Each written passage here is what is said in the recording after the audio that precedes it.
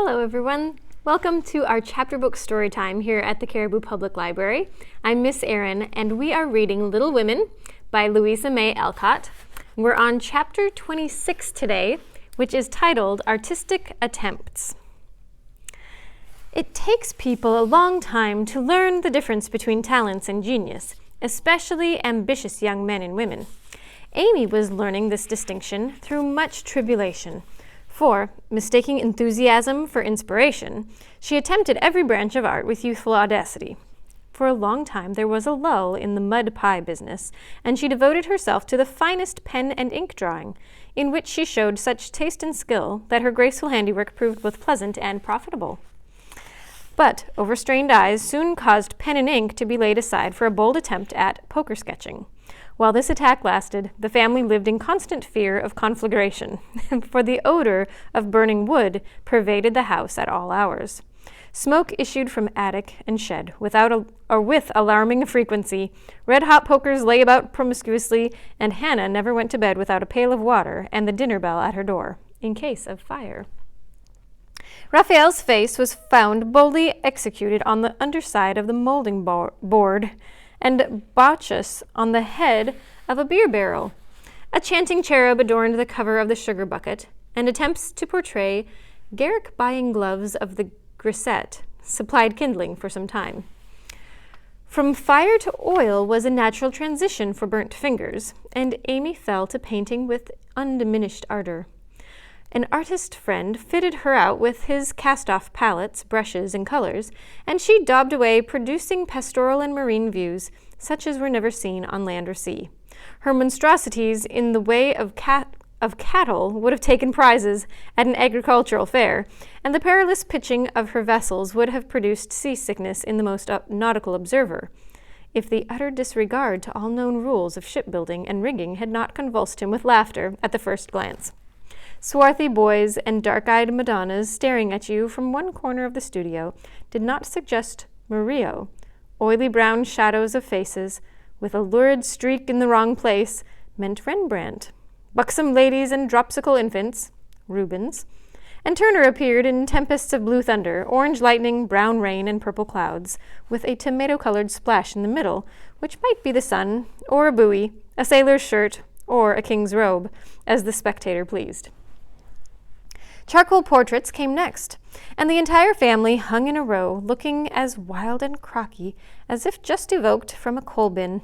Softened into crayon sketches, they did better, for the likenesses were good, and Amy's hair, Joe's nose, Meg's mouth, and Laurie's eyes were pronounced wonderfully fine. A return to clay and plaster followed, and ghostly casts of her acquaintances haunted corners of the house, or tumbled off closet shelves and onto people's heads. Children were enticed in as models until their incoherent accounts of her mysterious doings caused Miss Amy to be regarded in the light of a young ogress. Her efforts in this line, however, were brought to an abrupt close by an untoward accident, which quenched her ardor.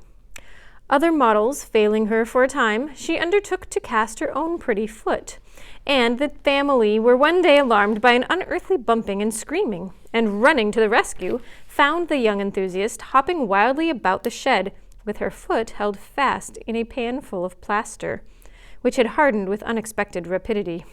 Very fast. With much difficulty and some danger, she was dug out, for Joe was so overcome with laughter while she excavated that her knife went too far, cut the poor foot, and left a lasting memorial of one artistic attempt at least.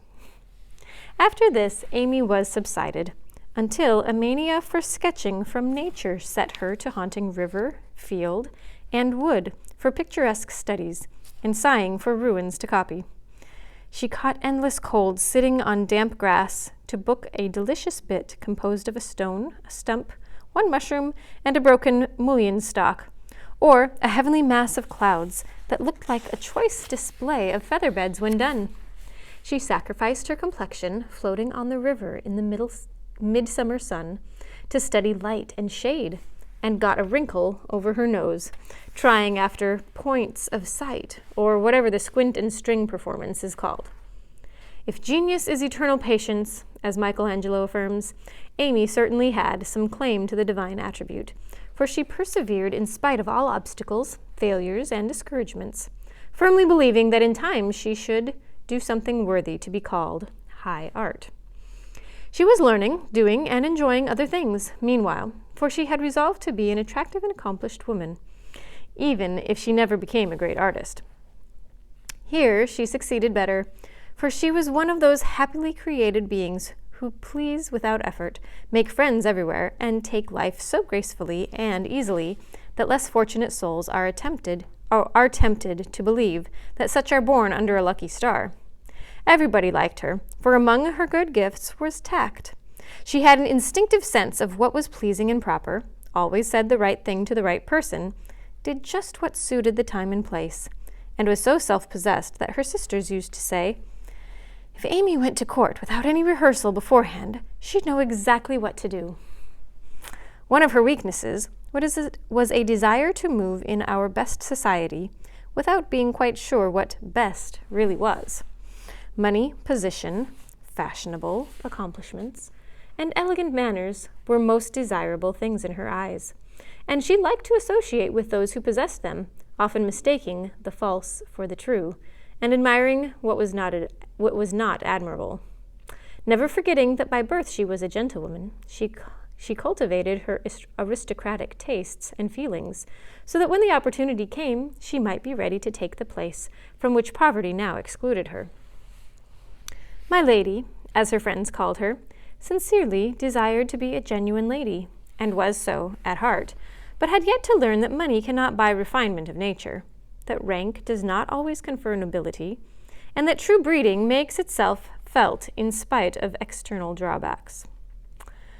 "I want to ask a favor of you, Mamma," Amy said, coming in with an important air one day. "Well, little girl, what is it?" replied her mother, in whose eyes the stately young lady still remained the baby. "Our drawing class breaks up next week, and before the girls separate for the summer, I want to ask them out here for a day.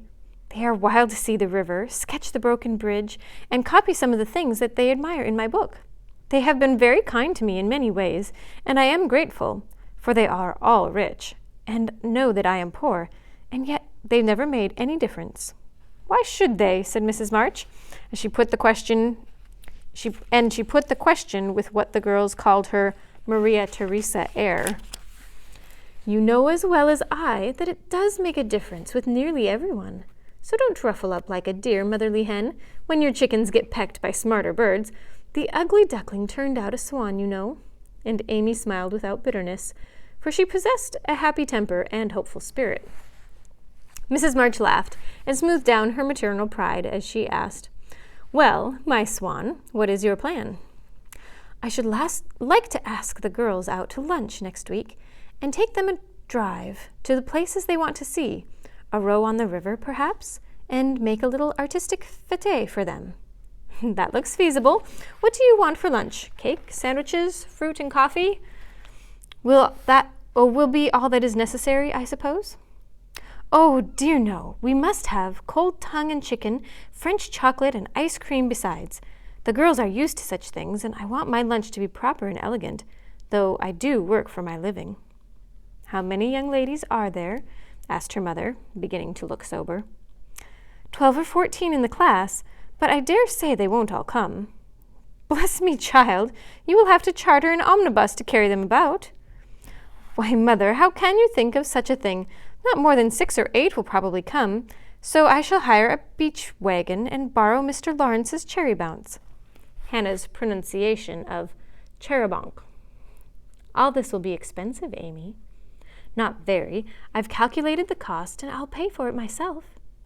"Don't you think, dear, that as these girls are used to such things, and the best we can do will be nothing new, that some simpler plan would be pleasanter to them as a change, if nothing more, and much better for us than buying or borrowing what we don't need, and attempting a style not in keeping with our circumstances?" "If I can't have it as I like, I don't care to have it at all. I know that I can carry it out perfectly well, if you and the girls will help a little, and I don't see why I can't, if I'm willing to pay for it," said Amy, with a decision which opposition was apt to change into obstinacy. Mrs. March knew that experience was an excellent teacher, and, when it was possible, she left her children to learn alone the lessons which she would gladly have made easier, if they had not objected to taking advice as much as they did Salts and senna. "Very well, Amy, if your heart is set upon it, and you see your way through without too great an outlay of money, time, and temper, I'll say no more. Talk it over with the girls, and whichever way you decide, I will do my best to help you." "Thanks, Mother, you're always so kind." And away went Amy to lay her plan before her sisters. Meg agreed at once, and promised her aid, gladly offering anything she possessed, from her little house itself to her very best salt spoons. But Joe frowned upon the whole project and would have nothing to do with it at first. "Why in the world should you spend your money, worry your family, and turn the house upside down for a parcel of girls who don't care a sixpence for you? Thought you had too much pride and sense to tuckle any mortal woman just because she wears French boots and rides in a coupe," said Joe, who, being called from the tragical climax of her novel, was not in the best mood for social enterprises. "I don't truckle, and I hate being patronized as much as you do," returned Amy indignantly, for the two girls still jangled when such questions arose. "The girls do care for me, and I for them, and there's a great deal of kindness and sense and talent among them, in spite of what you call fashionable nonsense. You don't care to make people like you. If you don't, go into good society and cultivate your manners and tastes. But I do, and I mean to make the most of every chance that comes. You can go through the world with your elbows out and your nose in the air, and call it independence if you like. That's not my way."